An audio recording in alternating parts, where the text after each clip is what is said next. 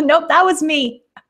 Hello, everyone. It's so good to see you. This is my first time doing a webinar with a chat box live and everything. So, all right, I'll wait a couple minutes as I see a whole bunch of people are hopping on, and I see some people can see, some people can't hear. So we'll just give it a minute, give the technology a minute to iron itself out. Talking about paper versus digital, and sometimes we do have to make sure that that technology works. So that's part of the technical challenge. That's why some people choose paper, right? Okay, so thank you for joining me. I know that this is, I saw in the chat box that for some of you this is really late, so thank you for still joining. It's the middle of the afternoon here. I just put my 2-year-old down for a nap, and all the other kids are playing computer, so hopefully that works. All right. Oop. Okay. So I want to know, what do you guys use right now? Paper, digital, or a combo for your planning? Do you use mostly paper, mostly digital? Or do you use both together? Just take a quick survey. Just put that into the chat box if you're mostly paper or mostly digital, or if you try to use a little bit of both. And we'll get started. Hi, Helen. Paper, combo, digital, combo. All right, I'm sure my chat here is even a little bit more laggy than yours. Okay. Just started digital, combo. Okay, good. We're gonna be talking about how to make a combo work, because it can be tricky when you have more pieces and parts going. Okay, percentages. All right, excellent. So yes, this is definitely going to be a talk for planning types, really. I know that there are a lot of us out there, people that just can't get enough planning talk. So even if you have a system that's working for you, we're always looking for ways to tweak it, make it a little better, just tips, tricks, stuff like that. So that's what we're going to talk about today. So, and I know most of us here are moms. Some of us have kids at home, different ages. Some of you might have your kids grown. And even many of you, like myself, are homeschooling moms. We have a lot of responsibilities, and it's easy to feel like we're drowning. And we know that a plan would help, but sometimes keeping up with a plan seems like just one more thing, and we're already doing so many things that's like something has to drop. I know I'm going to drop this fancy schmancy planner because it just feels like too much work. I have so much work. What would be the easiest thing to drop? Keeping up with that. I have to keep up with all these other things. I don't have to keep up with that. Just let it go. Just fly by the seat of my pants. I often try to fly by the seat of my pants over and over again. And every time I realize, I actually don't do that very well. Some people do that better than others. I am one of those people that always thinks that, oh yeah, I'll be fine. Oh yeah, I can just do that. I know what I have to do. And then it doesn't take very long before I'm pulling out the paper again, doing another brain dump and saying, okay, no, I actually need things written down or else I go crazy. So I hope you can relate to that, and it's not just me. So we'll feel like a plan might help, but it feels like just one more thing to do.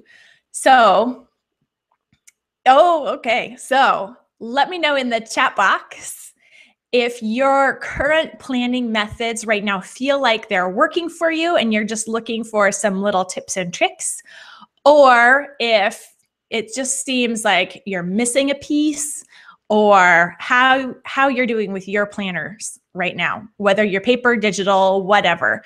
Is it working and you're just trying to optimize?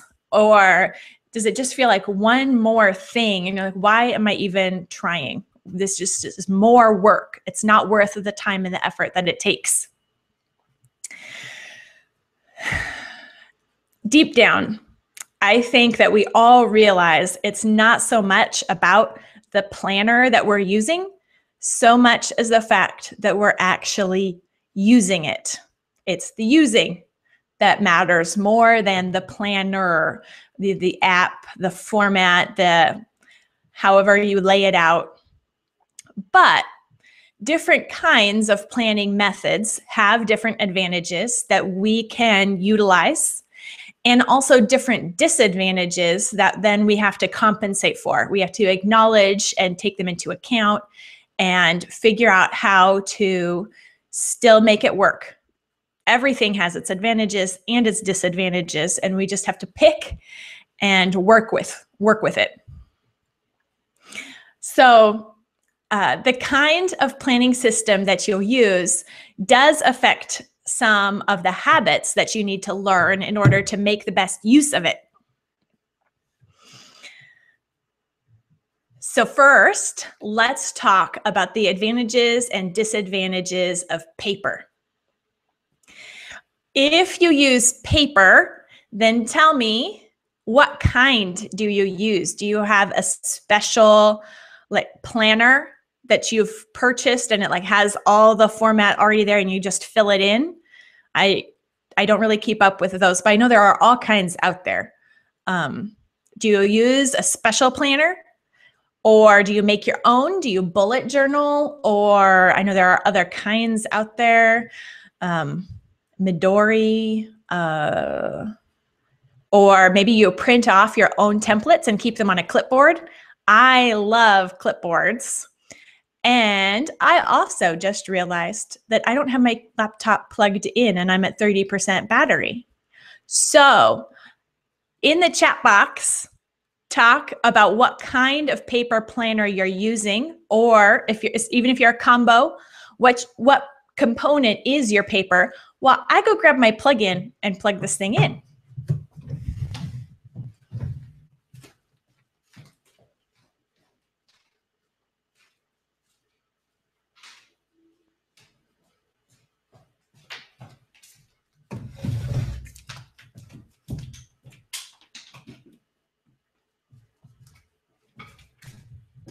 I'm gonna have to adjust where this thing is.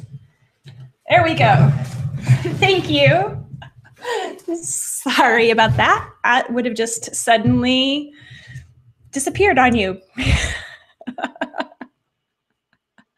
Okay, so the advantages of a paper plan is that you can see your lists without turning on the computer or a device, and without having an internet connection, and without running out of batteries.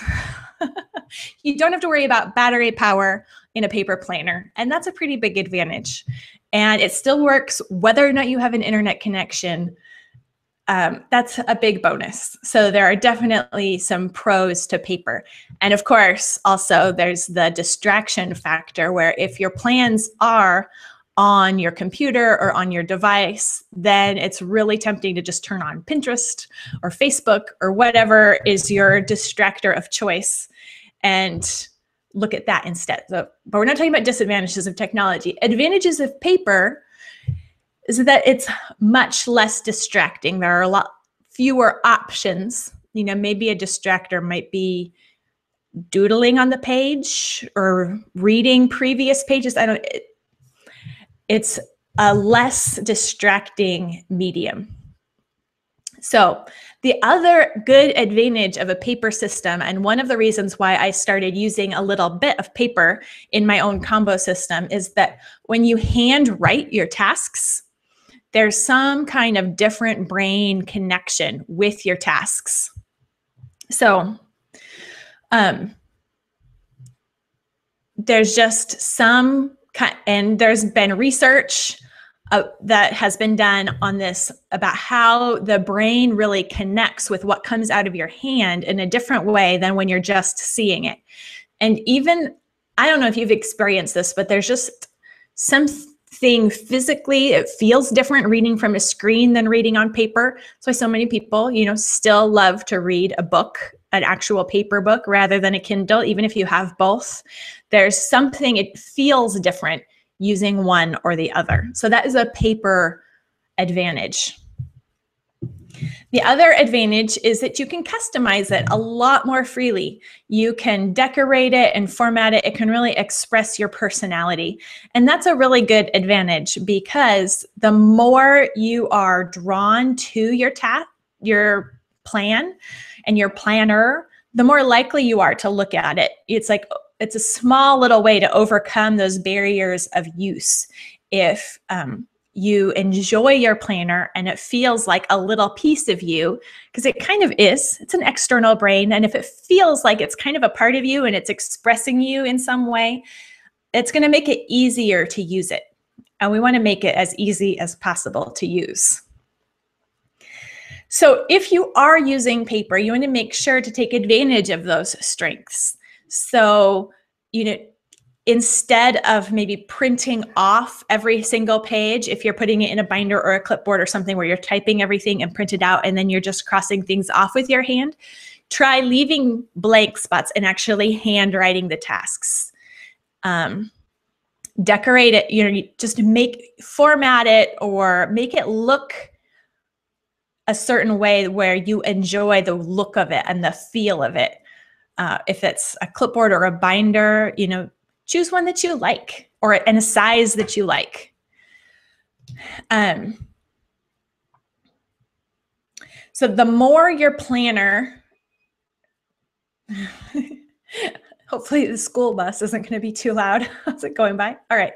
The more your planner appeals to you and draws you in, the more connection you feel with it, the easier it's going to be to use, and the more you're going to enjoy it. And that will help your planner actually be more useful to you. Now, the disadvantages of using paper is that you can lose it or spill water all over it, or the toddler gets a hold of it and does whatever to it. It's gone. There's not really the UPS man. Oh, yeah, he's just going to leave them. Good. There's no backup system. If you have any solutions to this, I would love to hear it. I know that different planners, like you maybe take a piece out or something, but if something spills on it or whatever, it's kind of gone. And it's can be a lot of work and just gone. So,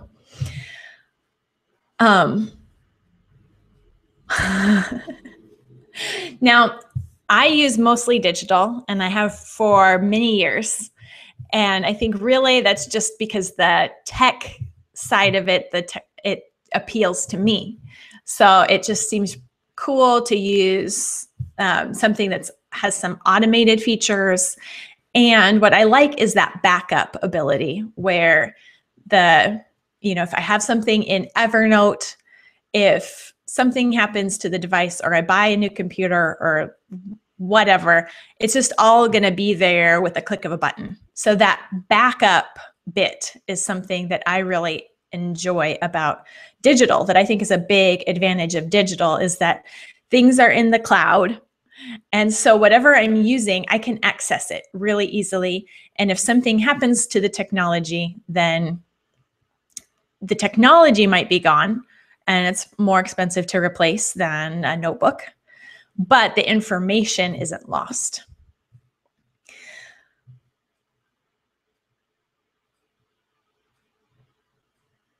The other thing that I didn't like about paper was, I think, I'm probably just more of a perfectionist than I would like to admit. And when a toddler would always get a hold of my plan. I've done binders and clipboards. I'm much more of a do-it-yourself type than buy someone else's pre-formatted planner. I've never used those because I would prefer to make my own. So I would make my own, And then inevitably, like Monday morning or Tuesday morning, I'd get maybe one day out of it.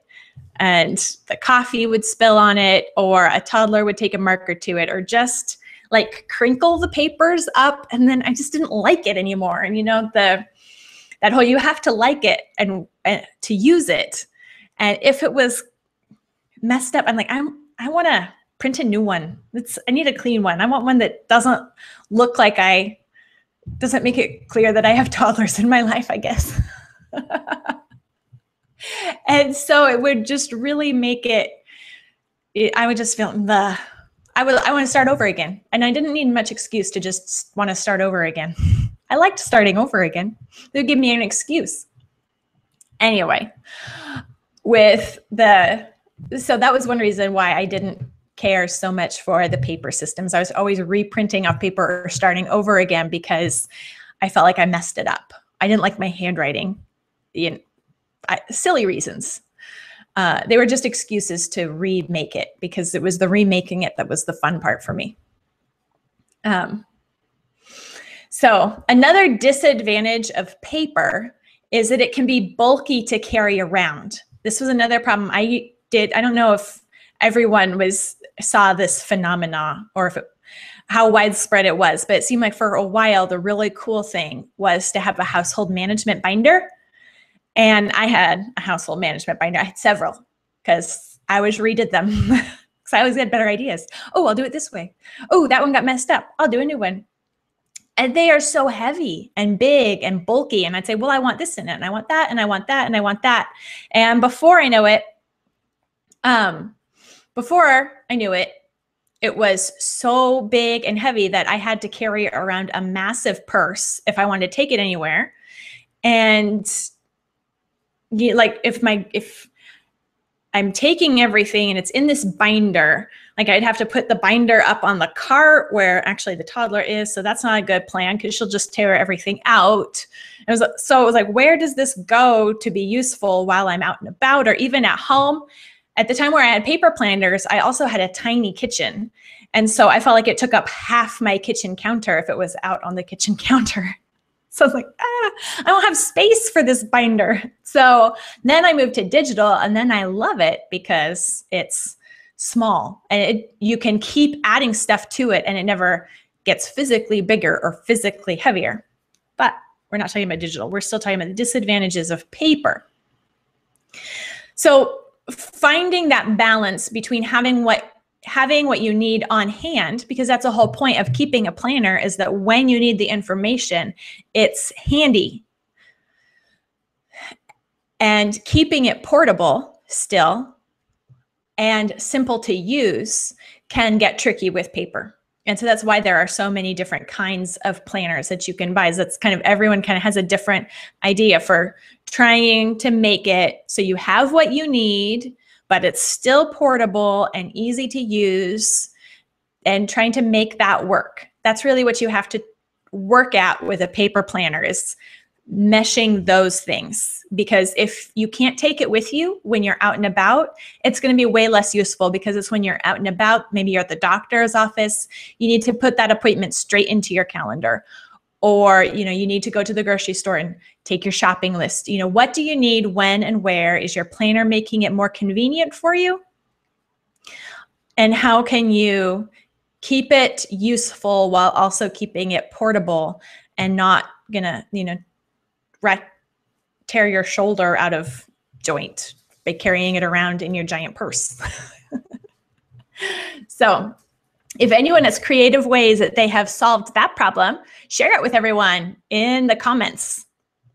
Yeah, and add your questions as you think of them. Just toss your questions into the chat box. There's a little bit of a lag between when I see them and they're going by fast, so I'm not seeing all of them, of course. But Courtney is in the chat box, and she's going to make sure that I see all the questions when I get to question and answer time. So put your questions in as you think of them, and I will see them. So those difficulties and the fact that I really just actually like gadgets and technology made me try to figure out the best practices for moving that homemaking binder to a digital system. My husband surprised me with an iPad a couple years ago, and I searched online for, okay, this is like the perfect solution for that unwieldy giant homemaking notebook. I'll have it all on my iPad and I can carry that around. It'll be perfect. So I started searching and I'm like, except no one's talking about this. Why is no one else doing this? So I made Paperless Home Organization. I figured out how to use it, how to make it work, and wrote about it. Since no one else was writing about it, I was like, okay, well, then I'm going to have to be the one to figure this out and write about it.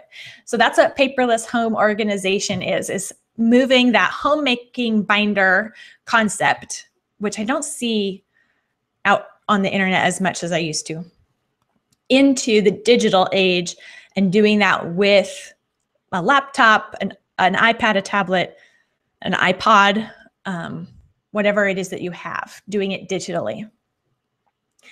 So I've been doing digital planning for at least 3 years, if not longer. And for that first 2 years, I was really trying to move every single thing digital as much as I could. I mean, I wrote Paperless Home Organization, so I should be, doing it and trying to make it all digital.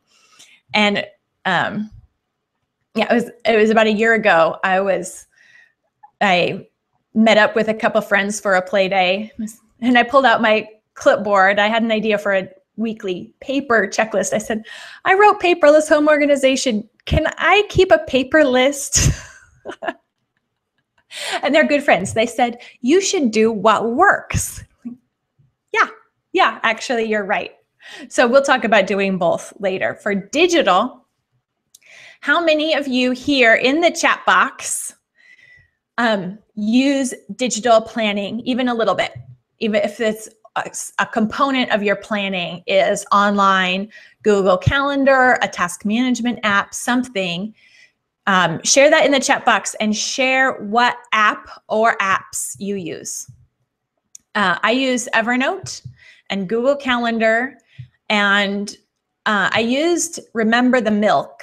Even when I had that paper homemaking binder, I used Remember the Milk. I used it for 5 or 7 years, but now I have switched to OmniFocus, which is a Mac-only program. But Remember the Milk is still great. I just changed to change. So, okay. Oh, I just actually saw a question. For digital stuff, do you need a tablet or an iPad? It makes it more convenient for that carrying around, for it taking your list with you, for taking your calendar with you and having your stuff at a doctor's appointment or making an appointment, having your contacts, just in your pocket. But no, you do not need one. Especially the more you're at your computer, if you have a laptop, something that's easy to use and not just confined to one single space, then it could still be a system that works for you, especially if you don't do too much going out and around and doing stuff out. Like even when I go to a meeting, like a church committee meeting, I'll actually take my laptop, not anything else. So I'm using Evernote and my calendar and everything, but just on my laptop, and it's small enough I can carry it around. So it still can, a digital system can still work even if you don't have a little portable device. And then actually my portable device is actually just an iPod Touch. So it's not even a fancy thing, and it only works over Wi-Fi. I don't have a cell connection, and it works. It works great. I got rid of the iPad actually because I was trying to make that be a laptop. I didn't have a laptop, and I swapped the iPad for a laptop. It wasn't quite straight across swap or anything, but I sold that and bought a laptop, and so I've had a laptop and an iPod Touch, and that's how I've used my system. And all of us have some kind of digital planning, because I'm pretty sure, well, you're all here on a digital webinar. You're all using email. So we're conducting business online digitally, even if we are doing paper planning too. So we still need some kind of digital planning systems in place to keep things rolling and keep things connected. The advantage of working with digital planning and using apps is that you can keep the information synced between various devices. So if you have, say, a desktop and a laptop and a tablet and a phone, you can, the possibilities are numerous, but no matter which kind you have or what you have with you, you can have the same information and it can stay up to date between them. So that's super convenient. So your paper planner, that one thing has to be wherever you need it to be, but you can do your business or whatever planning on your laptop, but then have what you need on your iPod Touch, which is what I do. So that makes it just so handy. And like I have already mentioned, it's backed up. So Evernote and OmniFocus and most of the other task management apps sync with their own servers. So your information goes from your computer to their servers, and it's out on their servers, and you pull it back out, but it's saved up there. It's not saved on your hard drive. Yeah, if you are saving a lot of things on your particular hard drive, you need to make sure you're backing up your computer. We'll jump to a disadvantage of tech. Your paper planner, yeah, water might spill on it. It might get torn up or lost or whatever, and it's gone. But if you've saved things on your computer hard drive and your computer dies, that's like 10 times worse. And it doesn't need to be that way. My husband is a computer programmer. He has us on something called Backblaze, and it is an automatic online backup thing. So I don't know if it's 5 minutes, every so often it is backing up all of our computers' hard drives to cloud storage. I think it's something like $5 a month or something. But like I said, his work is on his computer. So backing stuff, and he's a tech guy. So backing up is very important for him. And he always says, that's one of the most important things, is back everything up. And with something like Evernote, things are automatically backed up because they're all on the Evernote servers. So no matter what happens to your computer, that information's safe on their computers. And if I upgrade, or if I have to replace something, or if I have to totally wipe the hard drive, I can just pull that information back and it's all still there. So that's huge. Another advantage of digital is the automation ability, and that's what I kind of geek out about. On Google Calendar, you just put a birthday in, set it to repeat every year, and you never have to enter it on your calendar again. Every year, it's just going to pop up on the right day. You can even set yourself a reminder for like a week before if it's something you want to send a card. And you just say, okay, this birthday, I want to remember about a week before, so I'll ask it to send me an email, and ta-da, all done. That's going to happen for the rest of forever until I tell it to stop. So I love that automation ability. And the same with tasks. You can set tasks to repeat. So it's the time of year right now when it's a time of year right now when in Washington State, we have to send in a letter of intent to homeschool to our school district. That's part of the Washington homeschooling legal requirements. So every year I have to do that. And so it's just in my task management system where that's going to pop up. I don't have to be worrying about that in the back of my head all the time. I know, okay, whenever I have to do that, that's going to pop up on my to-do list, and I'll get that reminder, and I'm not going to forget, and I'll get that in. It'll be okay. Because before the first few years, I would just think of it like in July and think, no, it's not time to send it yet. And then like the day before it was due, I go, oh yeah. So that's the whole reason we have a planning system, is so that kind of stuff doesn't have to happen to us, at least not as often. I also keep my menu plan on Google Calendar, and I have meals set to repeat. So for example, my husband makes pancakes every Saturday morning, just like his dad made pancakes every Saturday morning when he was growing up, and now he does. And it's just every Saturday, always has been, will be for the foreseeable future. So my meal plan's on there, and I don't have to enter pancakes on the meal plan. It's just set to repeat without any end date, just from here until I tell it to stop. Pancakes Saturday mornings. I don't have to rewrite anything. And even if we change the meal plan around, like, I changed my mind last minute or forgot to pull the meat out, whatever, then I could just move that dinner. So I don't have to erase it or, change things around. I just drag it and drop it to a new day. I love that. I get a kick out of that. And so that's what you're looking for when you're coming up with a planning system, whether you get a kick out of putting stickers on your paper or washi tape or whatever, or dragging and dropping something to a different day, whatever makes it seem fun. And you just think, oh, get a little happy from it. That's what you want to be looking for as you're setting up your planner systems. It's also easy to share information when it's digital because, it's just bits and bytes and it all gets sent through the air. So I can quickly email any of my notes to anyone. I just did this last month. I went to a committee meeting at church, and a friend who would have been there, but she was out of town, wasn't there. So I took the notes, and then after the meeting was over, just emailed them to her, and it took 2 seconds and she had all the information as if she'd been there. So that was nice. I also can add more and more information, ideas, notes. I can put whatever I want into there, and it's not going to grow in bulk, and it's not going to get heavier or bigger. So if you like, information hoarding, then you might want to consider digital because it's not going to get heavier. You're not going to have to upgrade your filing cabinet system.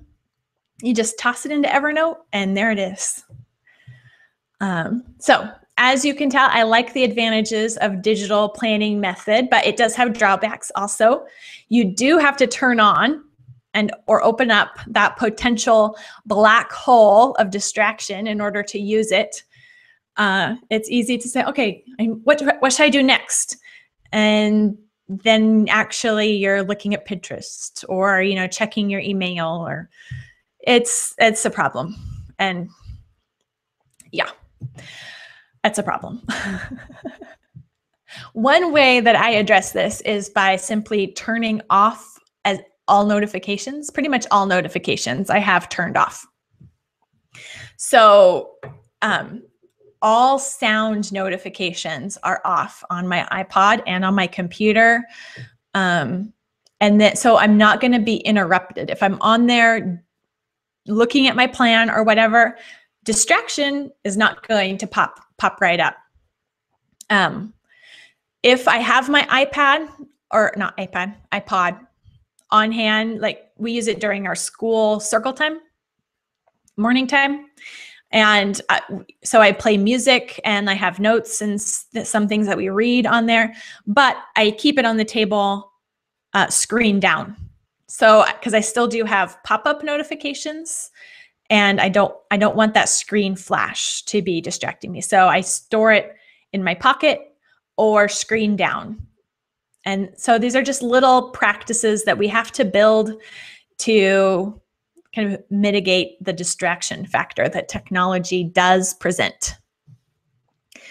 Another disadvantage is that if you spill water on it, like you can spill water on your paper plan, but if you spill water on your technology, it's even worse. So because you're going to be using that technology more heavily and have it be in the kitchen and all of that, you just have to be extra careful because it is more difficult and more expensive to replace, and it can still get ruined by all the stuff of life that's going on all the time. It's not the cheap option. And if you're using it extensively, it's also going to wear out faster. And you also have to be comfortable using technology. If you aren't used to it, or you aren't really an intuitive technology type person, then those tech solutions, which other people might get excited about, they're just going to be frustrating for you. So you have to, just evaluate what kind of a user are you, and how comfortable are you with technology, or how much time and brain cells are you willing to invest in learning the technology. Because you do want it to be something that's easy to use and not frustrating to use. Okay, so we will talk about hybrid options, combos, but first I want to look at some of the questions that have come through. So let me see here. Okay. Now, one question that I got by email before was from Stephanie. How do you breathe new life into a way of scheduling when you just get tired of it, but it's still working? How do you get yourself excited about planning again? So I thought that was a great question, because I totally know what she's talking about. Like I said before, I love to redo my plans. That's the fun part, is making the plan. Then we're working the plan, and even though it's working, it's like, well, this is boring. I know, I'll make a new plan. And it's not that I need a new plan, because the plan is great. It's the planning process that I actually find fun. And I know not everyone is that way, but if you are a planner type, I know you will relate to that. And so I was thinking about that. I was glad she sent that to me by email so I could think about it some. And I think that that's one reason why I love interval planning so much. And I have blog posts about interval planning. Maybe Courtney can pull those. I should have told her that I would be talking about that. Interval planning, where I make plans in like a 6-week chunk, and that's my little time to tweak and change things up, change the format, look at things, and make it fresh again. But then I say, okay, but for this interval, I'm not going to tweak it. I'm going to actually work this plan without tweaking it until the next interval. And so I do that for school and for my home planning, is to step back and take some time during a break week. So no school, just kind of catch up housework stuff and catch up planning stuff. And that's where I can change things up, change things around, maybe change the format of my page. But it has been true this last year or two that I'll say, well, I just want something fresh and new. So I'm just going to start from scratch, and I'll start from scratch and I'll put it all out. And then I'll look at it and say, oh, well, this is the same as before, actually, because it turns out that's actually what works for us. So I'm just going to actually have to keep going with it. That's no fun. I want something fresh and new, but I also want something that works. So we're going to have to stick with what works. But doing some little things, I try to find some little tweak or change or addition in there to spice it up, to keep it fun and fresh, whether that's changing, listening to music at breakfast, or a proverb at breakfast, or, I find little things in our schedule that I can change that make it feel fresh, even though the structure is pretty much the same. The structure of our days has been pretty much the same for a few years. And I'll start to get itchy and antsy and wanting to change it. And so I find little things that I can change, or I just change the format of how I put things on my interval plan or my weekly review. And sometimes that's enough to just make it feel fresh and fun again. So I definitely relate to that. Just getting tired of the day in and day out nature of it. All right. Another question that I got by email beforehand was from Christine, and she's using Remember the Milk, which is the app in Paperless Home Organization that I recommend for task management. And she says, my question is about recurring deadlines that you put in Remember the Milk for remembering to send cards, etc. I love that. I put in a whole bunch of stuff, but I don't like seeing them on my list when they aren't going to come up for months and months. I've looked into a setting to have it hidden, but can't find anything. Any advice? Maybe I should move them to my calendar. Don't move them to your calendar. They belong in your task management app, and it is annoying to see them. So you want to set up a smart list in Remember the Milk. And so the lists are the tabs up at the top, and a smart list is kind of like a search function where you're clicking the little tab or the list, and it's pulling up anything that meets the search criteria for that list. And so you want a smart list that's set up to pull from any of the other lists, but show you only things that are due within the next week or two. However long you want to actually see what's coming up, you can set, show me due date today through 2 weeks or something. You can do that and Remember the Milk. It's a smart list. There's a section in Paperless Home Organization on creating smart lists. And you can probably find a tutorial on the Remember the Milk site also, but you want to look at smart lists to set up so you don't see everything that you don't actually have to do. You do, when you're looking at your task list, it's true. You only want to see what is available for you to do.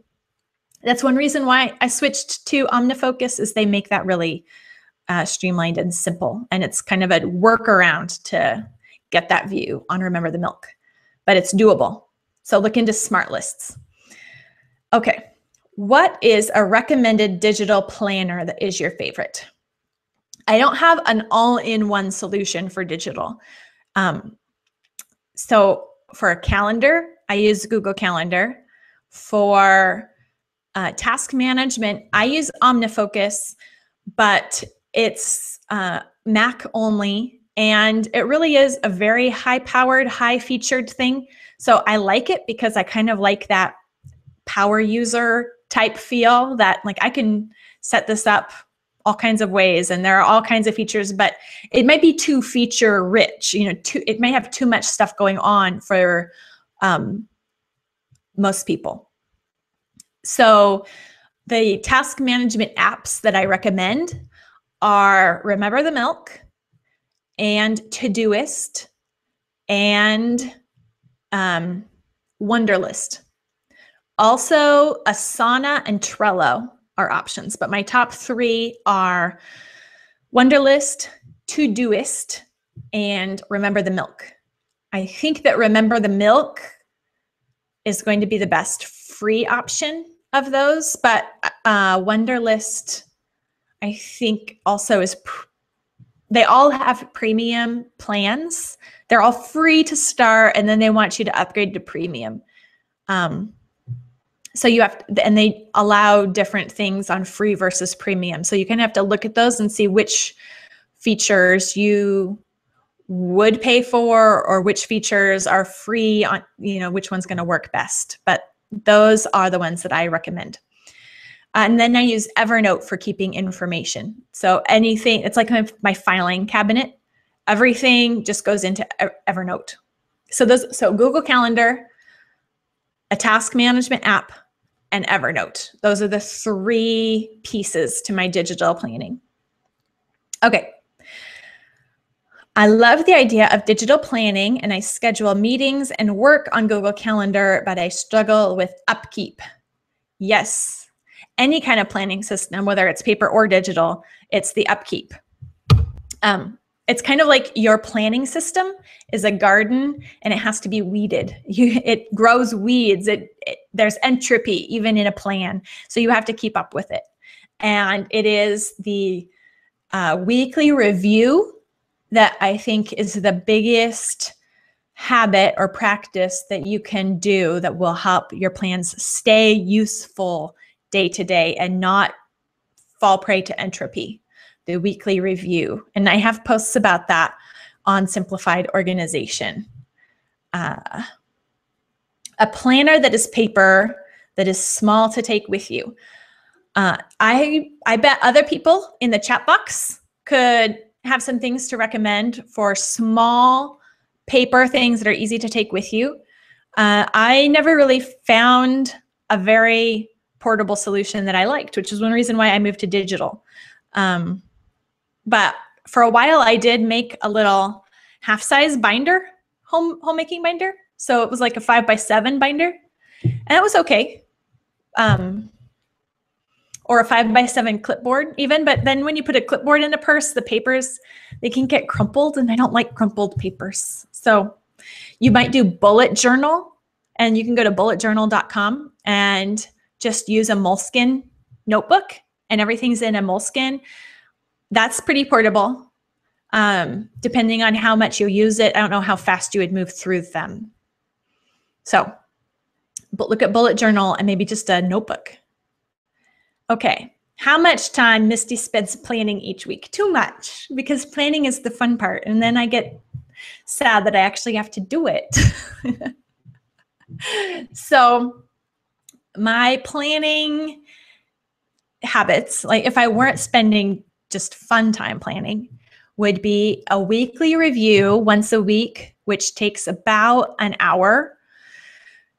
And then daily, about 15 minutes is my review and upkeep the lists, you know, besides just glancing at it throughout the day. And then my interval planning is more the big figuring out what I'm working on right now. I do that every 6 weeks, and that's my interval plan.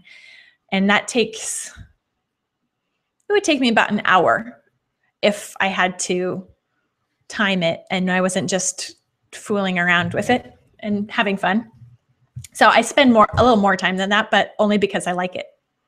So, and all of that, the weekly review, the habits, those kind of planning steps, the interval plan to a weekly plan to a daily time, and those practices are all in Work the Plan, which is coming out September 15th. It's a shorter e-course that is just going to walk you, it's straightforward, walking you through those practices to make these plans work for you, where it's not really the planner, but the using it. So it's the systems to set up to actually use whatever it is you're using, although it does have planning tips for paper or digital.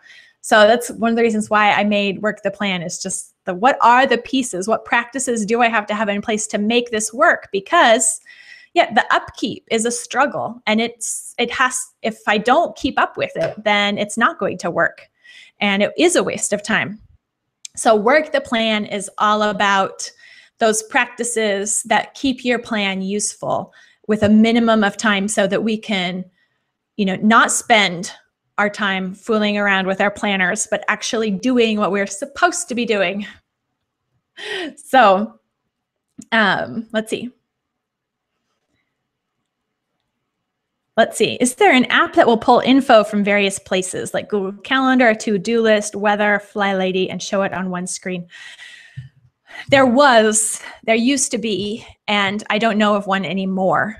There used to be Google Homepage where you could put widgets and it would pull websites and things. But Google did away with that, and I haven't yet seen a replacement, something that does that. So sad but true. Sorry. So let's talk hybrid, and you can send more questions. I might not get to them all at this webinar. I have about 10 minutes left for the hour. But I can always make blog posts with more questions. So feel free to get those in there. So for a little over a year now, I've actually been using a combination of paper and technology to leverage the advantages of both and, you know, try to make up for the disadvantages.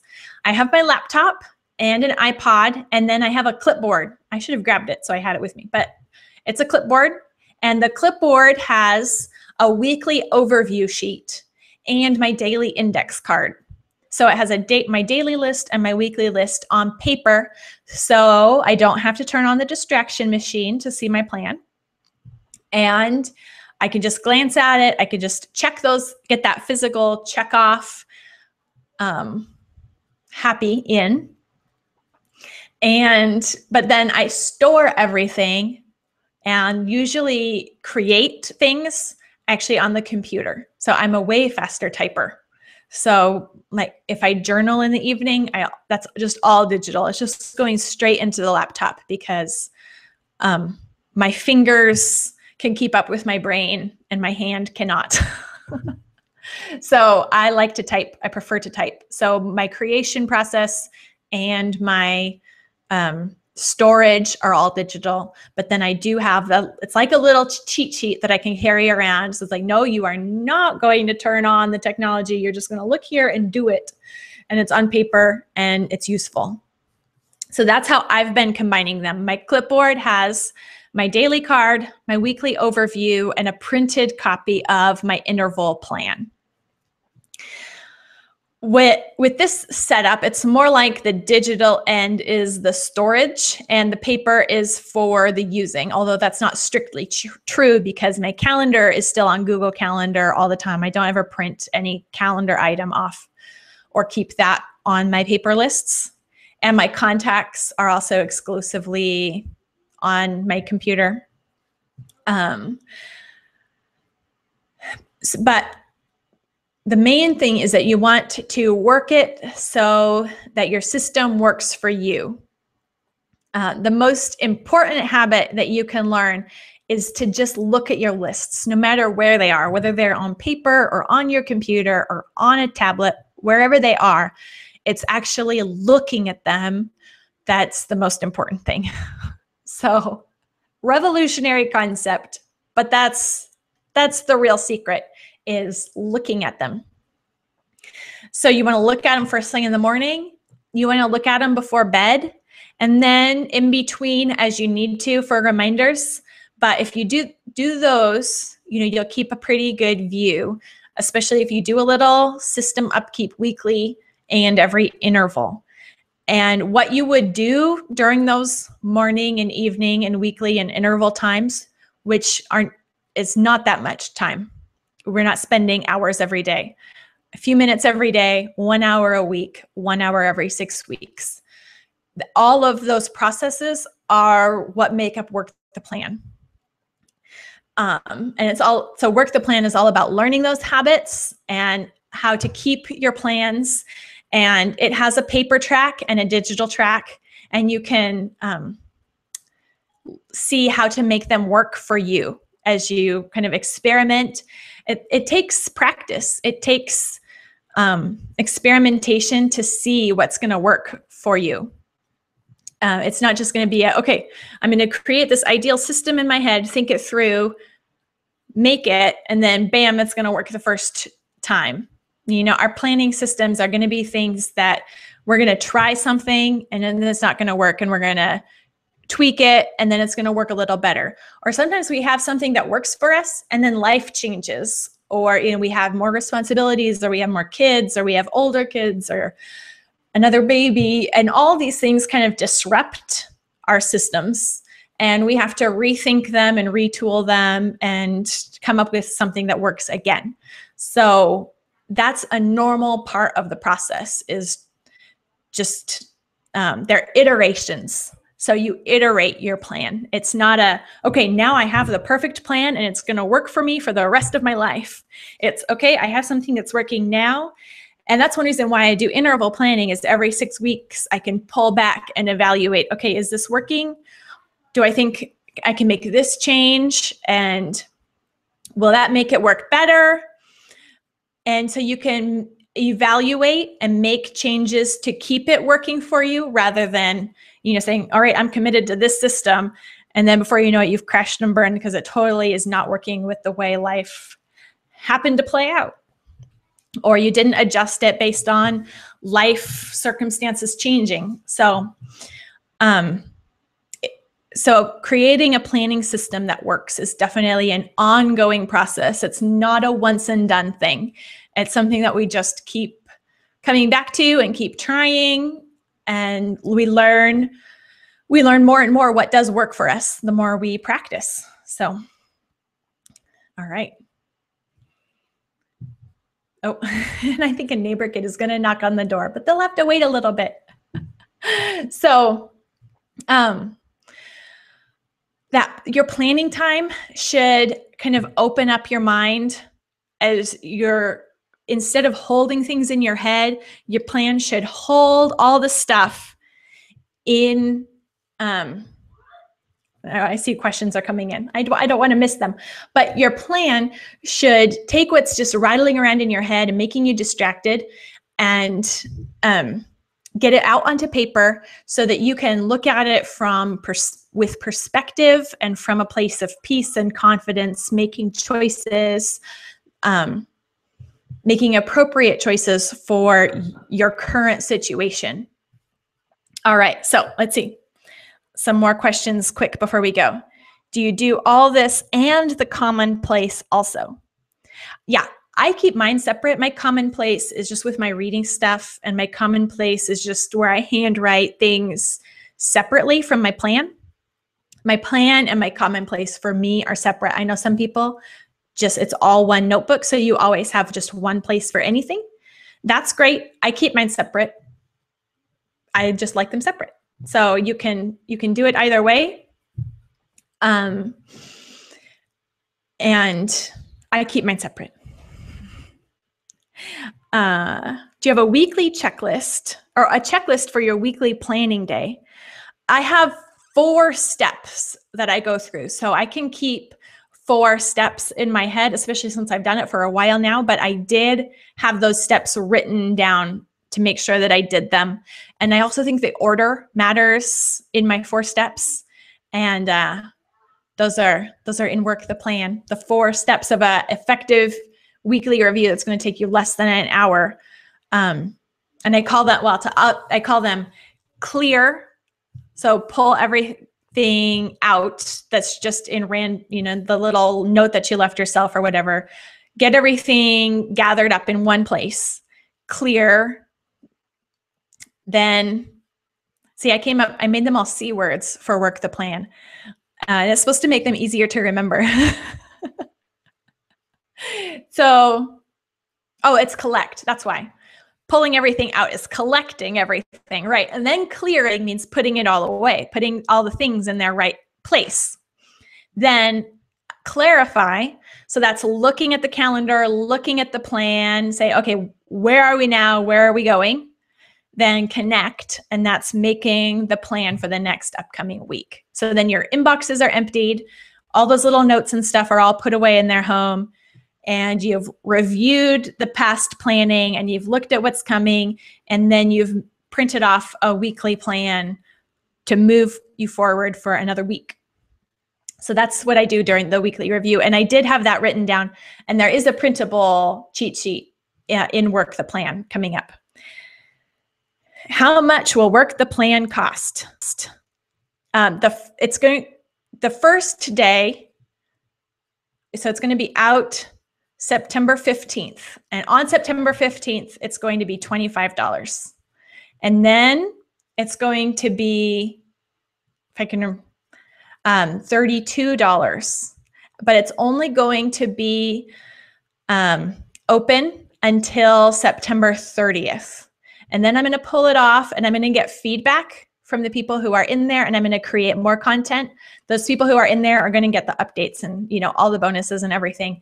And then it's going to come out again fresh and new in January. And I'm not sure what it will be then. But for this first, just getting it out there, it's going to be $25 the first day, and then $32 through the end of September, and then unavailable. So you can be watching your email for announcements for that. And thank you so much for joining me. And I'm also on Periscope lately, and I've been talking about planning stuff on Periscope. It's a new app where you record video more informally than this.